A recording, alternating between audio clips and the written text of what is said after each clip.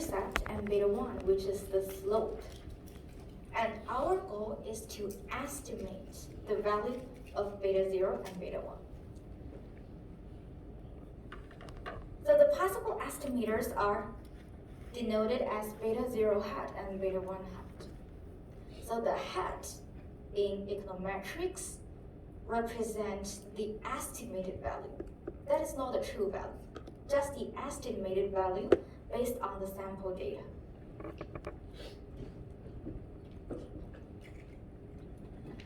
So suppose we know beta 0 hat and beta 1 hat. Then we are able to calculate the estimated value of y, denoted as y hat. This is the predicted value of y. And we just simply predict it as beta 0 hat plus beta 1 hat times x.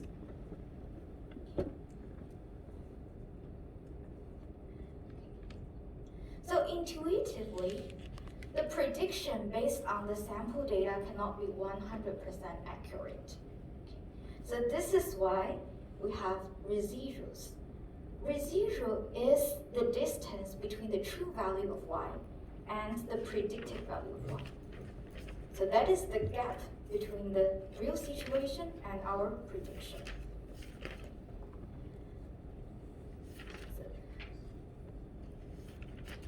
So naturally, we'd like this gap to be as small as possible.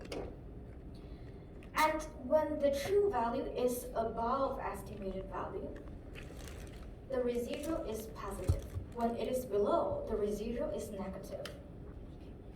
So if we simply sum up all the residuals, the positive numbers can be cancelled out by negative ones. So in order to measure the magnitude of residuals accurately, one way is to square it first and then sum up to make them all positive and sum them up. Okay. So this is the idea of ordinary least squares. Least means minimization. So this estimation method asks us to do a minimization, to solve a minimization problem. We want to minimize the sum of squared residuals to get the value of beta 0 hat and beta 1 hat.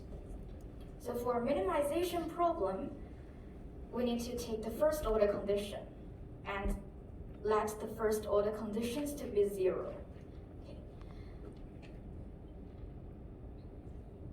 So in topic 2, we take the partial derivatives with respect to beta 0 hat and beta 1 hat separately. So in this way, we have 2 equations and 2 unknowns to be solved. So after calculation, we have the expressions of beta 0 hat and beta 1 hat. So these 2 equations are the estimators for the slope and intercept when there is only one regressor in the model. So you can use these 2 equations directly, but also you should be able to carry out the OLS estimation by yourself in a different model, but using the same idea.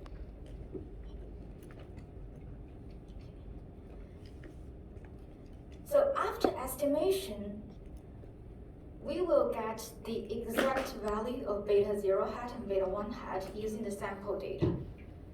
So we just simply insert the values of xi and yi and then calculate these 2 estimated values of coefficients. And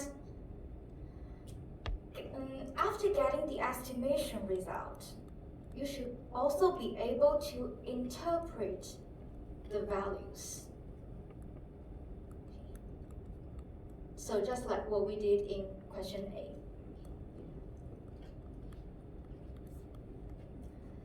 And in the next step,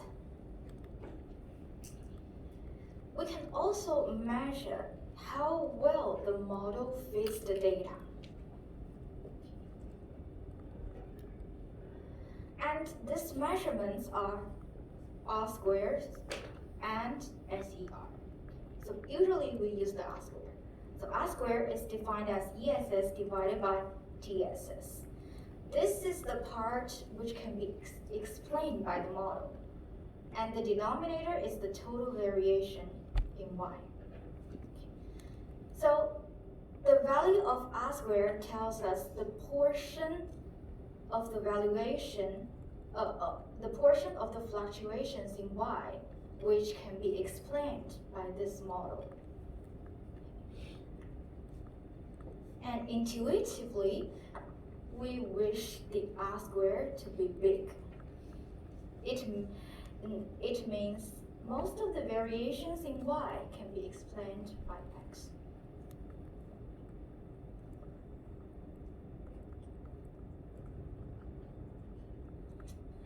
And at last,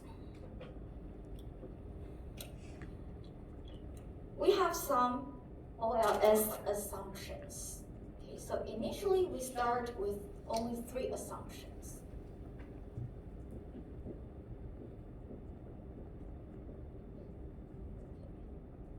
So can you tell me what are they? What is assumption 1?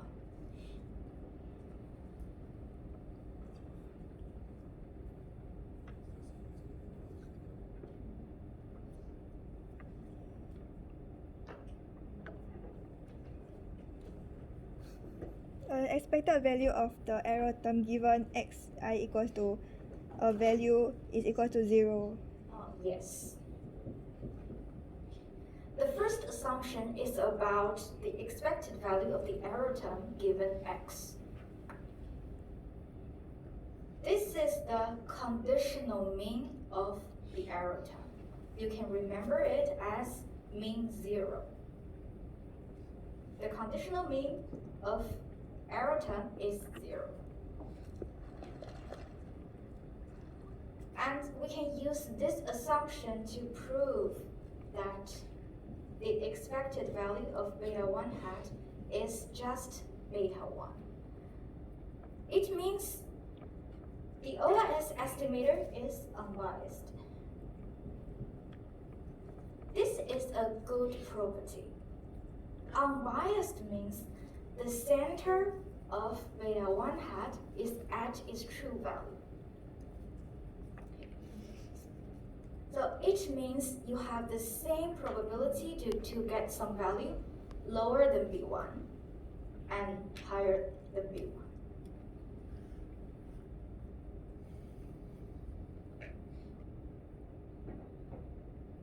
And what is assumption 2?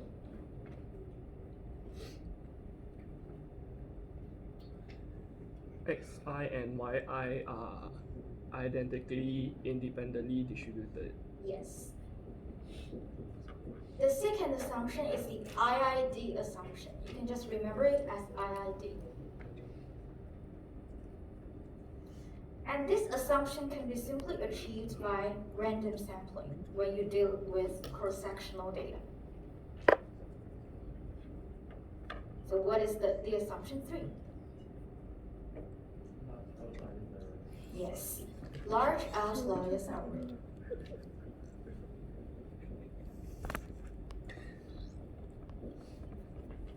So you can just remember it as no outliers or outliers, no. Because we use the sum of squared residuals for estimation. So big outliers will have strong impact on the estimation result.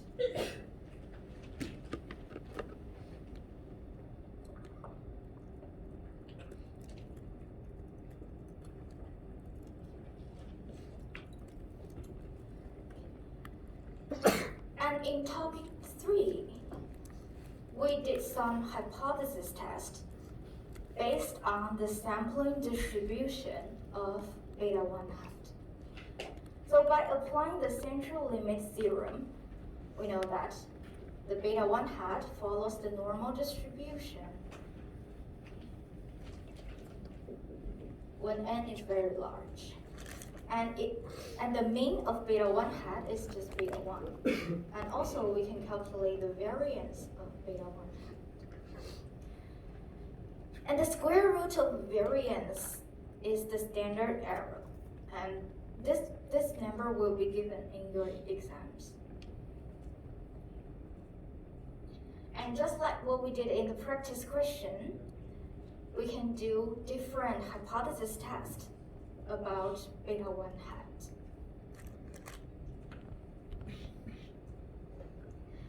Usually we want to test whether beta 1 hat is different from 0, because for its economic meaning, when beta 1 is significantly different from 0, it means the regression X can explain y. If it is 0, we shouldn't have X in this model. So now I have a question for everyone. So do we still need to test whether beta 0, the intercept, is different from 0? So can you do this?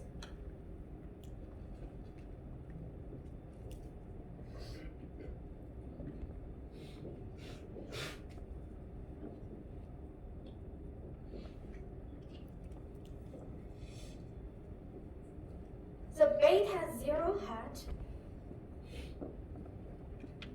is calculated in this way. If beta 1 hat is normally distributed, then beta 0 hat should also be normally distributed when n goes to infinity. So that's all by the law of the central limit theorem. So suppose you already know the sampling distribution of beta 0 hat. So do you think it's necessary to test it again? Test if beta 0 is also different from 0.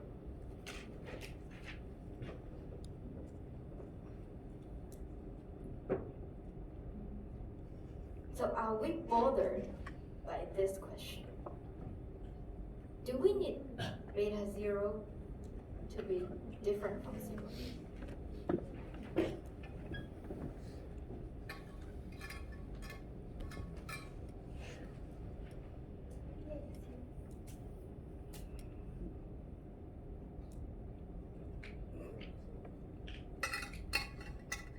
Jordan.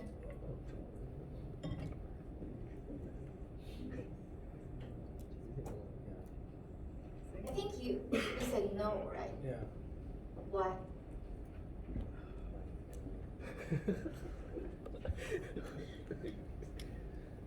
Yeah, I'm not very sure. It's just a guess. Okay, guess. So, Can I just ask, because you're for the student class, yeah, we don't want it to be I ask it in general. So, is that a problem that beta 0 is 0? So when beta 1 is 0, that is a problem. It means X doesn't work. If beta 0 is 0, then it doesn't really matter because that just means the intercept is 0. Yes, it just means that the intercept is 0. The intercept can be 0. Yeah, that is not a problem. So this is why, for the questions, you usually see that a hypothesis test about beta 1, but not about beta 0. So no matter this result is significant or not, it doesn't matter. Even if it's not significant, it just means that beta is around 0.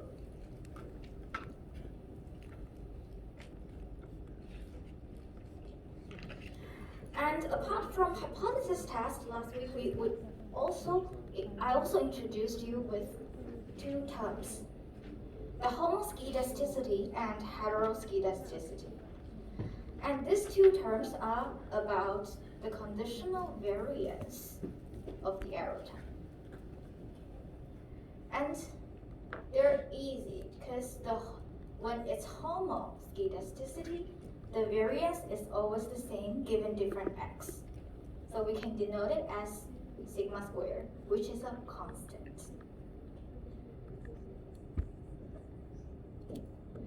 But for heteroskedasticity, hetero means different.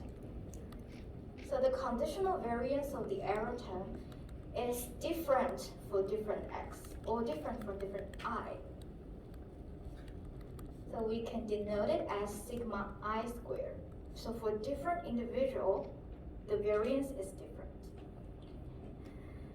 So assuming homoskedasticity will give us many simplified results, and we derived the simplified variance for beta 1 hat in class.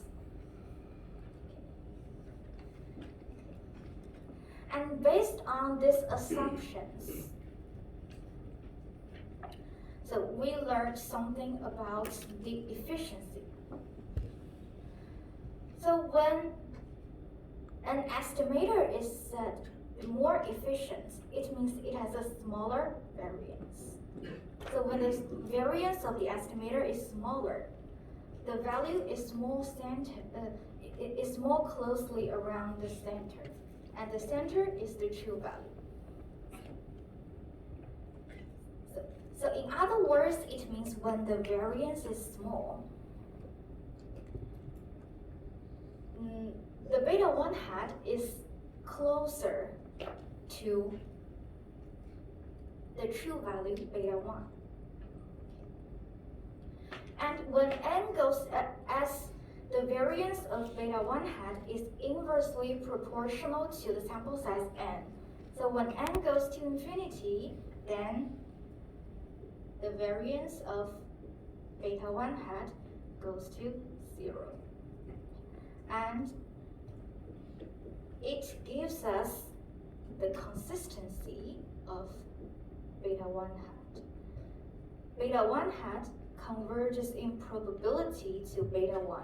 It means the probability that beta 1 hat is different from beta 1 goes to 0. So when n goes to infinity, there is no chance for beta 1 hat to be different from beta 1.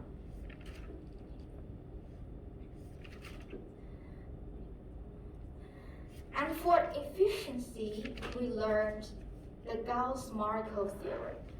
This theorem is very famous.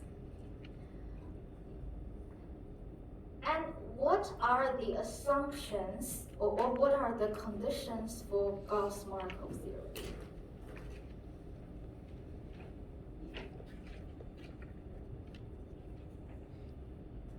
UI is homoscedous.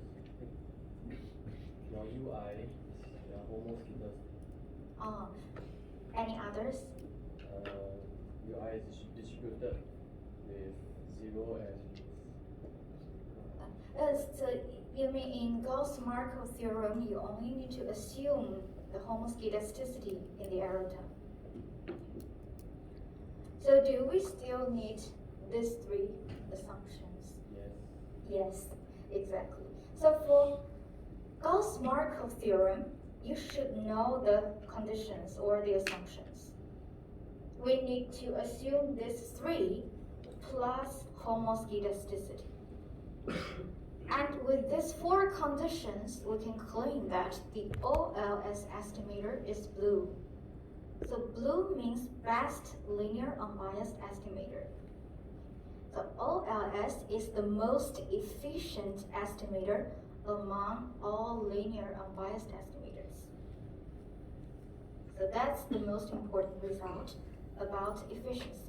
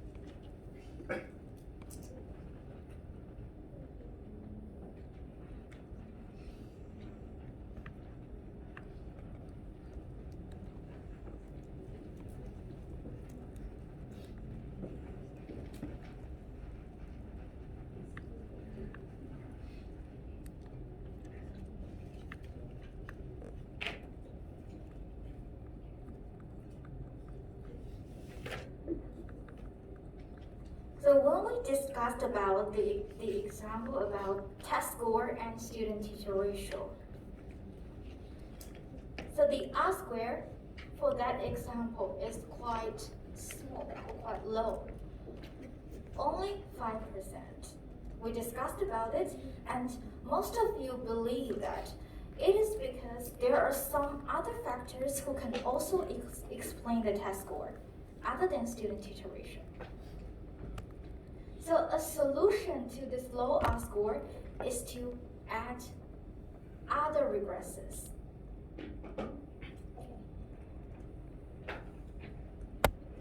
So suppose the true model is about y, x1, and x2. So for the true model, we need to add another regressor, x2.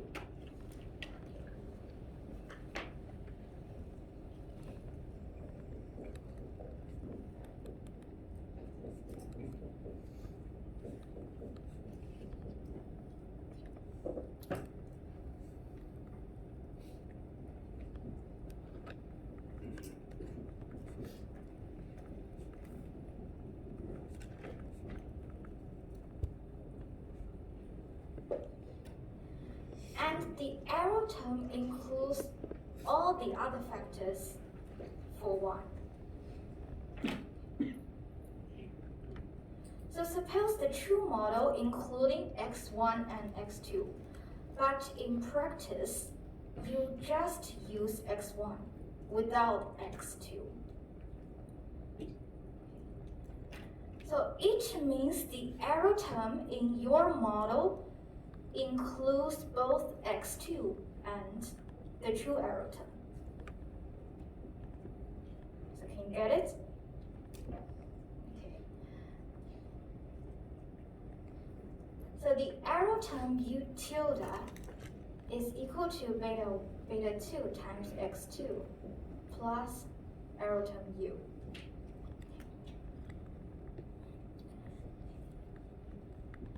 Now please calculate the covariance with x1 and u tilde, and to see if it is still 0. So because originally we proved that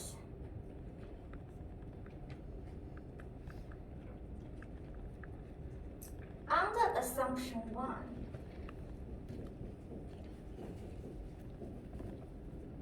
the covariance between the regressor and the arrow term should be 0, right?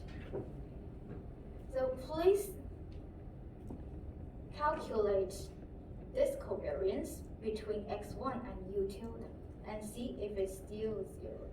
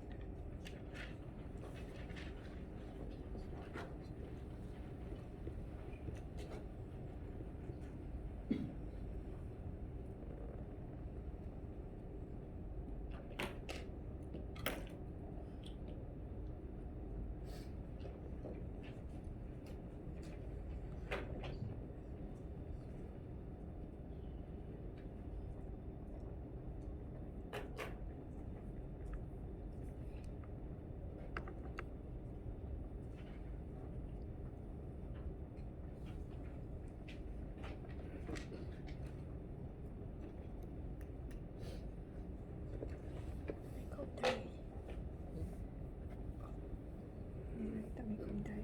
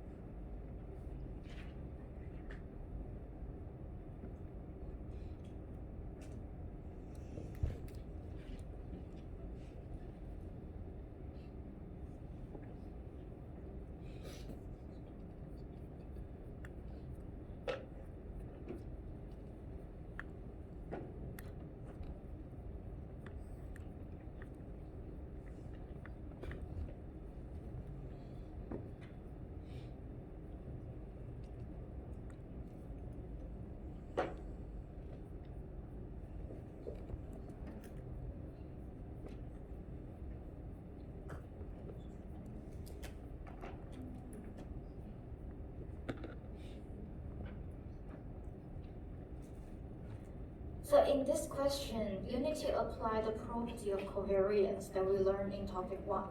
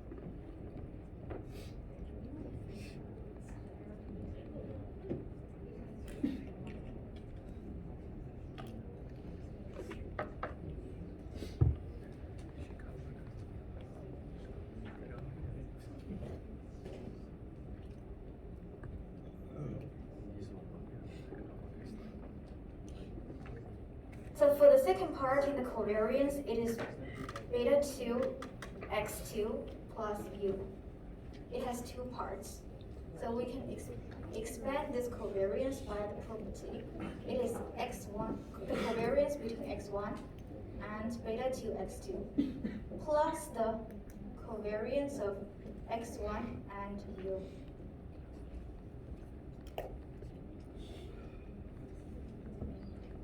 So this is the true model. And assuming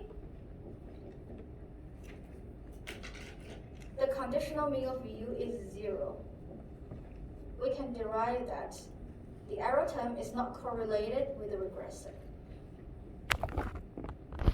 So the covariance between x1 and u is 0. This is the correct model. So the second part is just 0. And let's focus on the first part. This beta 2 is the coefficient. Beta 2 is the true value of the slope coefficient of x2. You can treat it as a scalar. It's just like ABC in the property. So the first part is equal to beta 2 times the covariance between x1 and x2. So the covariance between x1 and u tilde has two parts. The beta 2 and the covariance between the two regressors.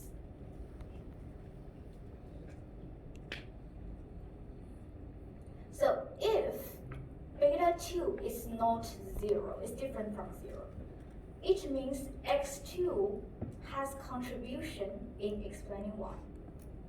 We should include it in. And if the covariance between x1 and x2 is not 0, it means these two regressors are correlated. If both these two terms are not 0, then the covariance is not 0. So under these two conditions, the covariance between the regressor and error term in your model is not 0. This is a violation of assumption 1.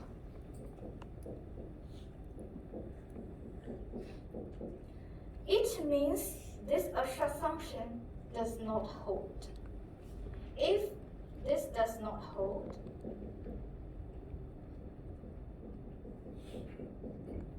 then the expected value of coefficient, the slope coefficients, is different from its true value. So in this way, we cannot claim that the beta 1 hat you get is an unbiased estimator. Instead, it is a biased estimator, given these two conditions. So when x2 is a determinant of y, it means beta 2 is different from 0. And when x1 and x2 are correlated, the beta 1 hat is a biased estimator. So on the second page, we simply derived what is the bias.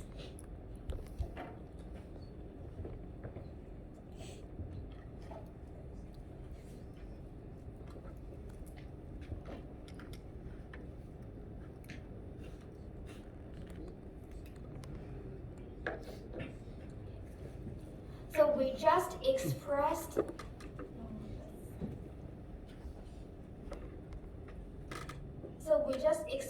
u tilde as beta 2x2 plus u, and then we did the same thing.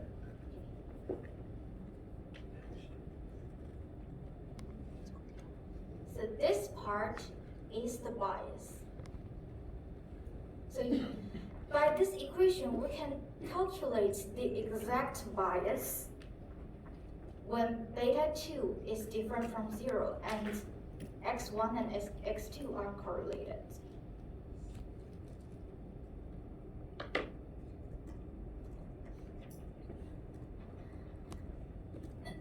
So actually, you don't need to use this equation for calculation because usually computer will do it for us.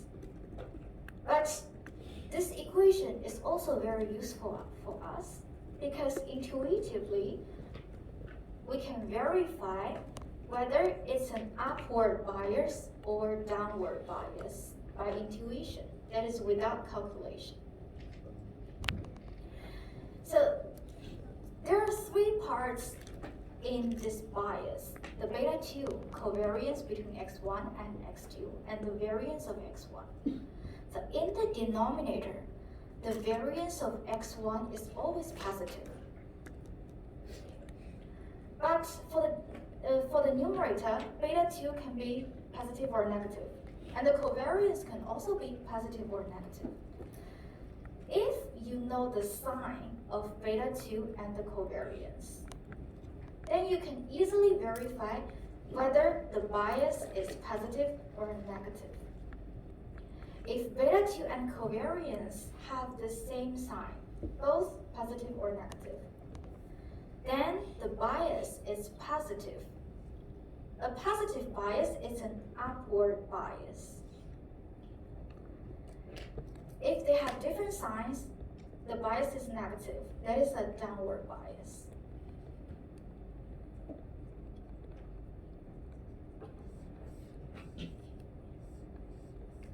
So next, let's apply this idea to our example about test score. So last week, we only have one regressor, that is the student-teacher ratio. And in this week, I'd like to add another regressor.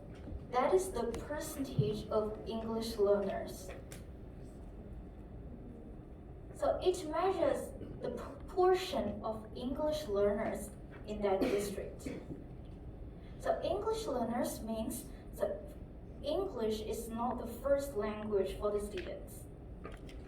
Usually, these groups are full of immigrants.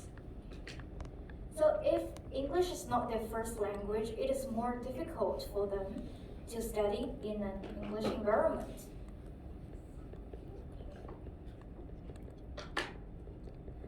So now I denote the percentage of English learners as x2. This x2. And beta 2 is the coefficient of x2.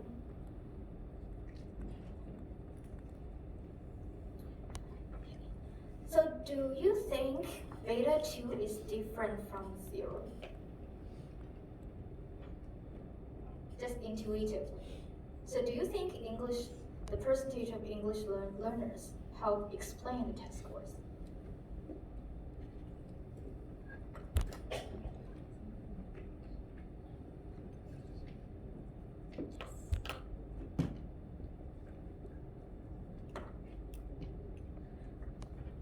Yes or no? Yes. So you think the language has effect on students' learning? So we just check the first condition. Beta 2 is different from 0 because English learners plays a role in explaining the students' learning outcomes. And the next, we need to see if the student-teacher ratio and percentage of English learners are correlated or not. Okay, so do you think they're correlated?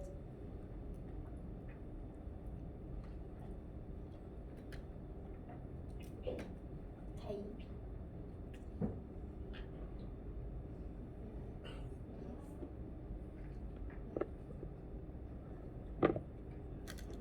So they're correlated. Yeah. Because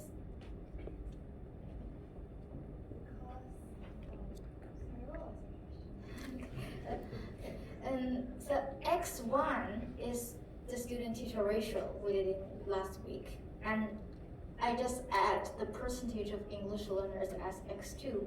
Do you think x1 and x2 are correlated?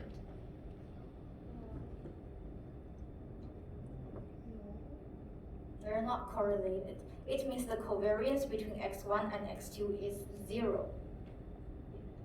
Then there's no bias.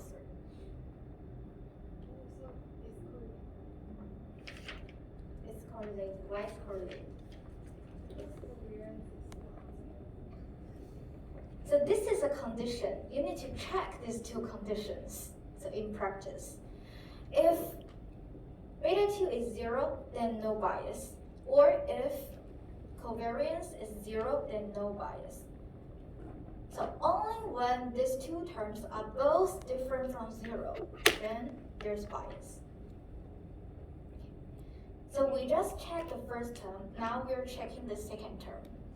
So by intuition, you think they are not correlated.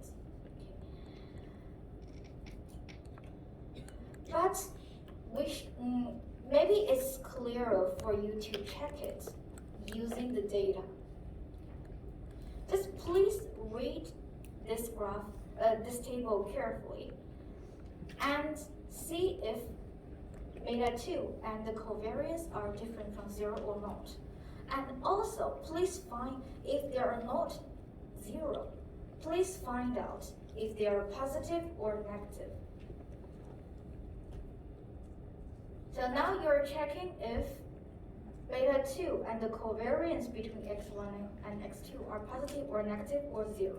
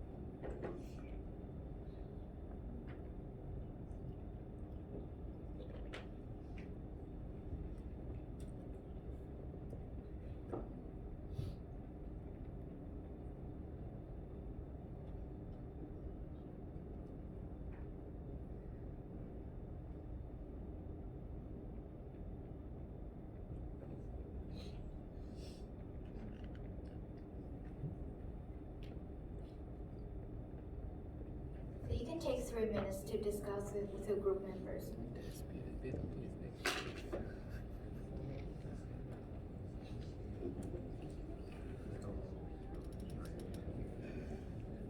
Eh? Yeah.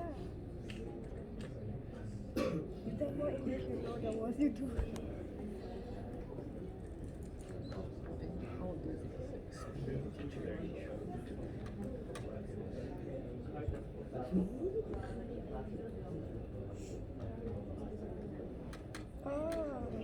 T statistics. T statistics.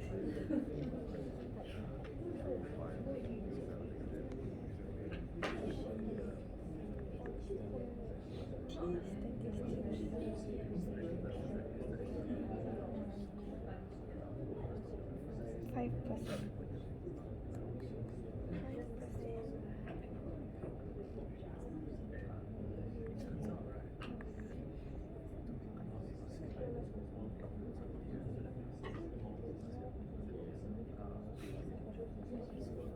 Wait, what is T statistics? What is this trying to say? T stats. Difference in test scores. Difference in test. That's your T score. Like, Oh, that is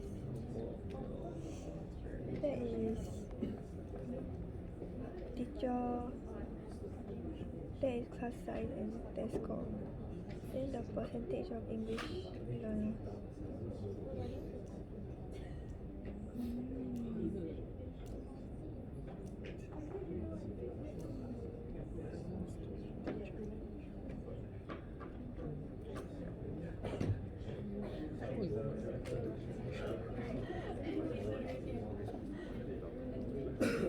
Very little difference.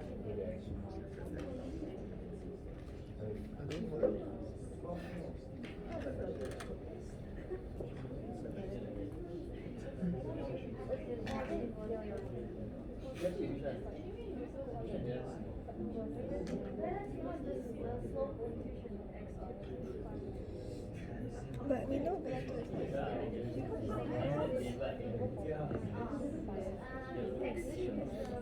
Covariance? Is there a covariance? It's the mean.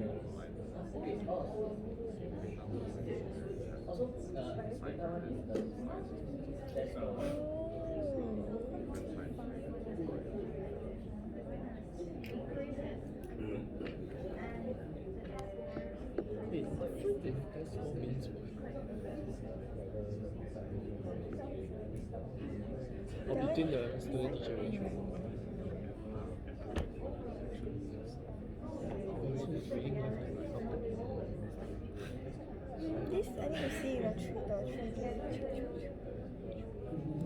I still don't see the correlation between student teacher ratio It's just two. The student unit is just 2 columns.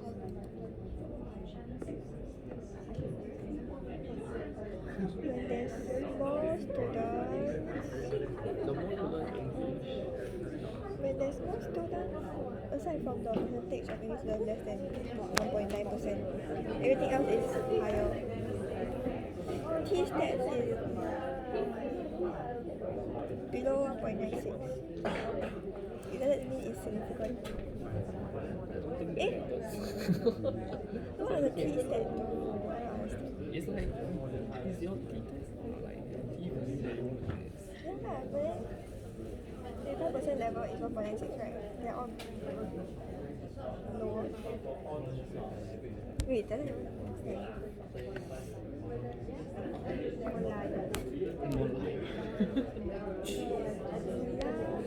More like. What is I don't know English Japanese.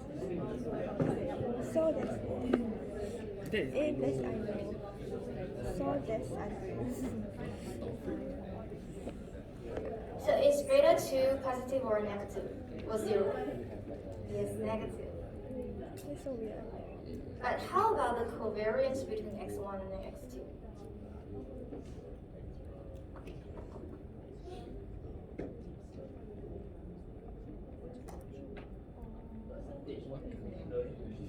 Oh, yeah.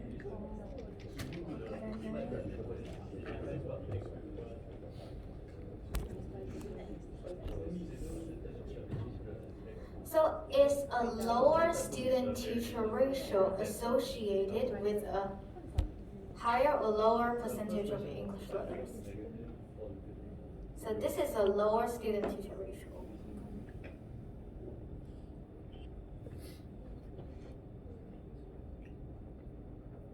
This column is lower student-teacher ratio. So is it correlated with a higher or lower English learners?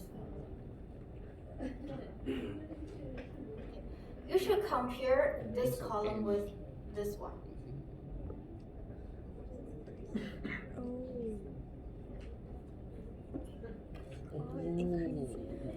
So for a relatively low percentage, when the student-teacher ratio is low, we have 76. When student-teacher ratio is high, it's 27. And for high percentage, when STR is low, 44. When STR is high, 61. So, is the percentage of English learners and student-teacher ratio positively correlated or negatively correlated? There's more. There's more, then there's more. Lesser than all. Beta 2 is the slope coefficient of percentage of English learners. I've been to bad test scores. Beta 2 is here, and X2 is the percentage of English learners. It's another factor. Wow, And the sign of beta 2 is represents the relationship between y and x2.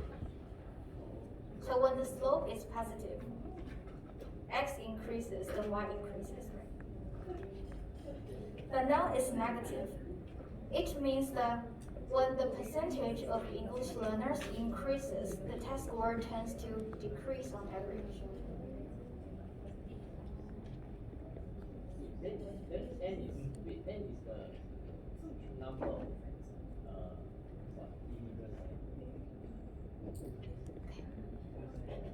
So n is the number of districts. So the total district is 238. okay.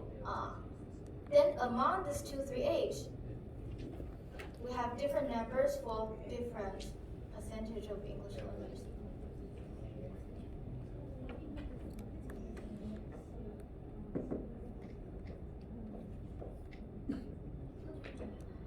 So when the percentage of English learners is higher, like greater than 23%, the student-teacher ratio seems to be higher at the same time.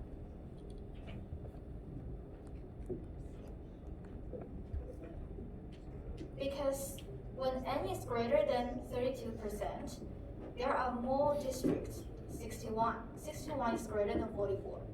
There are more districts with a student-teacher ratio greater than 20.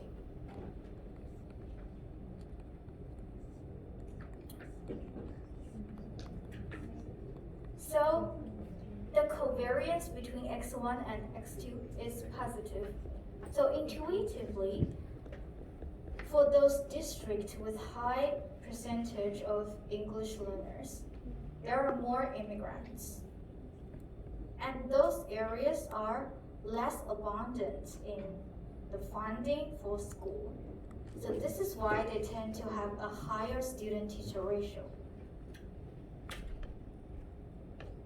Okay. So for the two terms in the bias, one is negative, one is positive. So do you think it's an upward bias or a downward bias? Upward or downward?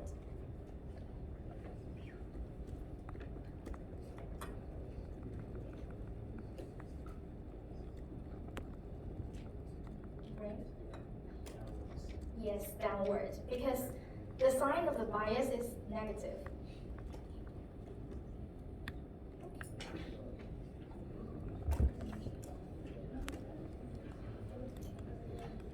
So if the true model has two regresses, but in practice we only include one regress, then we will have an omitted variable bias. If these two conditions hold. So in order to overcome this kind of bias, we should either add this omitted variable in the model, but sometimes we do not know the information about the omitted variable. For example, we are unable to gather the data for x2. So in this case, we can use the instrumental variables instead. And in this course, we will not learn much about instrumental variable, but you will need to know this concept for micro or macroeconomics. So I'll just briefly introduce it at the end of the day. So basically, we will focus on the first solution. Just add this omit variable in the model, then the problem is solved. So by adding an x2, we have a multiple regression model. So in this model, y is also the dependent variable. But now we have two independent variables, x1 and x2, associated with their slopes, beta 1 and beta 2. And beta 0 is still the intercept, and u is still the error term.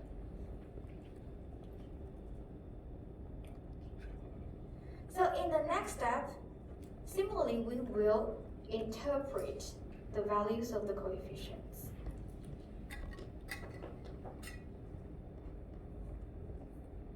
And the interpretation is very similar to what we did last week. We should include the keyword on average or expected.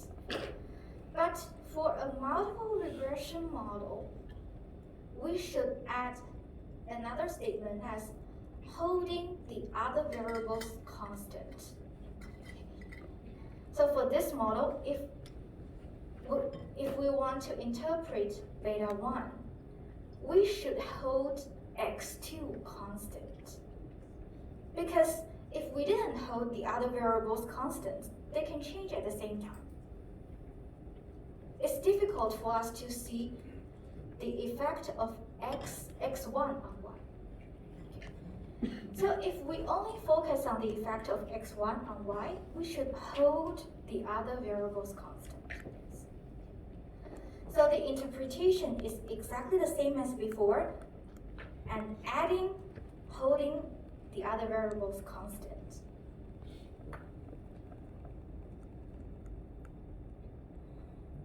And the intercept is still the predicted value of y. It's just y hat when all the regresses are 0.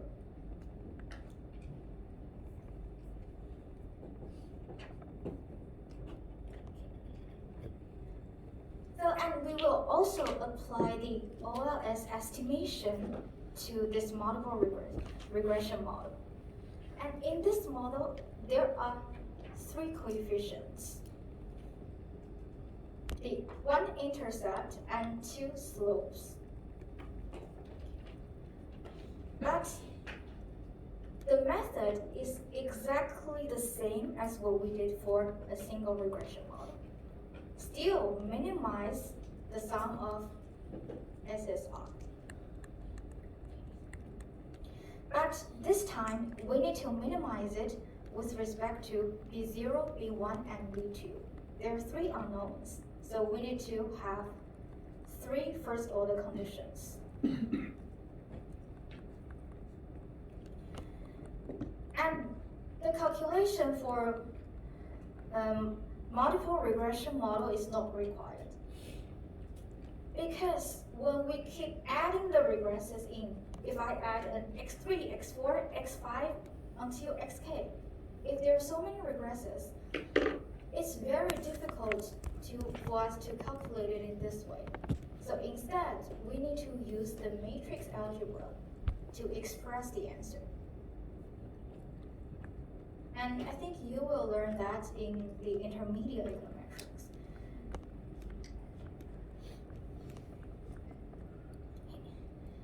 So similarly, we have three first-order conditions with three unknowns. Then we will get the estimated result of all the coefficients. So for the introductory level course, we will carry this out using eViews. And you can also do it on Excel.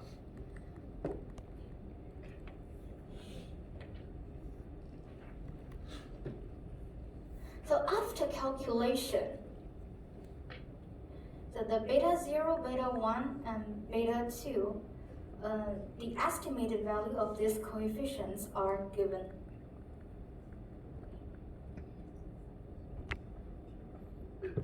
So let's compare beta 1 hat. That is the estimated coefficient for STR. So just now you analyze that there should be a downward bias by a negative bias. So if the model didn't include the percentage of English learners, right? So do you think the estimation result given on this page is in line with your analysis before? Is there a downward bias? Downward bias means the estimated value is lower than what it should be.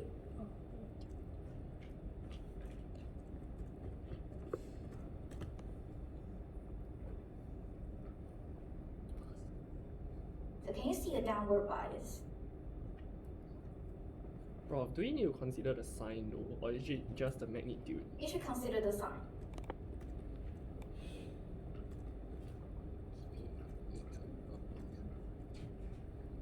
So without adding the percentage of English learners, so this model has the first model has omitted variable bias, and the bias is downward.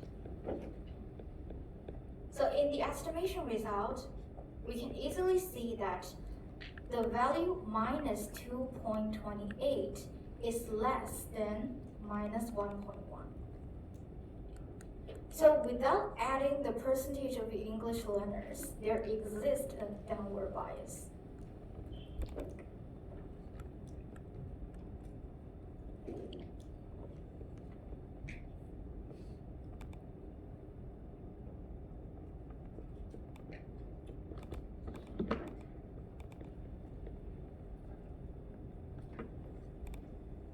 Okay, let's take a break.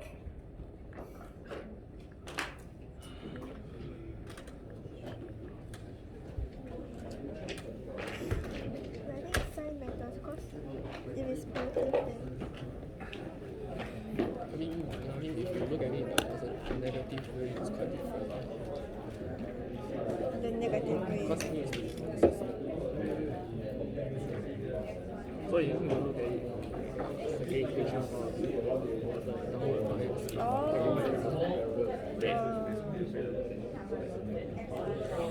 Wow, what's going on? Wait, I still need to ask her the Jordan question. If this equals to this, she never said explicitly. I'm a bit scared. It is. I can go ask her. Wait, I got some questions.